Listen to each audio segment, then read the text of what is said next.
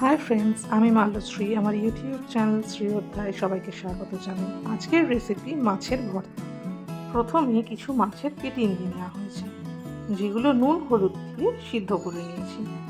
এবার ঠান্ডা হয়ে গেলে মাছের পেটিগুলো থেকে কাঁটা বার করে নিচ্ছি।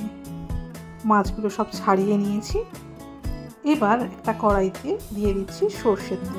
বেশ খানিকটা সর্ষের তেল দিয়েছি। তার মধ্যে দিয়ে দেবো এবার পেঁয়াজ কুচি। এবার পেঁয়াজটা বেশ ভালো করে ভেজে নিচ্ছি। তারপর দিয়ে দেব রসুন বাটা। রসুনের কাঁচা গন্ধটা চলে যাওয়া পর্যন্ত ভেজে নেব। তারপর দিয়ে দেব লঙ্কা কুচি। একটু বেশি লঙ্কা কুচি যাবে, কারণ ভর্তাটা বেশ ঝাল ঝাল হবে। লঙ্কা ভেজে নেওয়ার পর দিয়ে দিচ্ছি আদা বাটা। আদা বাটাটা দিয়ে বেশ ভালো করে কষাবো। তারপর দিয়ে দেব টমেটো কুচি। টমেটো কুচিটা দিয়ে নরম হওয়া পর্যন্ত অপেক্ষা করব।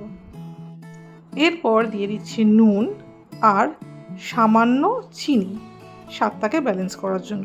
নুনটা বুঝে দেবেন, আগে কিন্তু পেটিতে সিদ্ধ করার সময় নুন দেওয়া ছিল।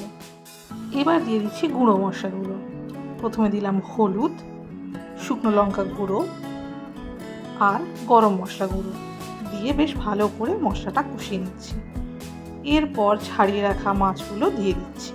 এবার বেশ ভালো করে কষিয়ে জলটা মরে আসলে নামিয়ে নেওয়ার পালা। গরম ভাতের সাথে এই ভর্তা একেবারে অনবদ্য।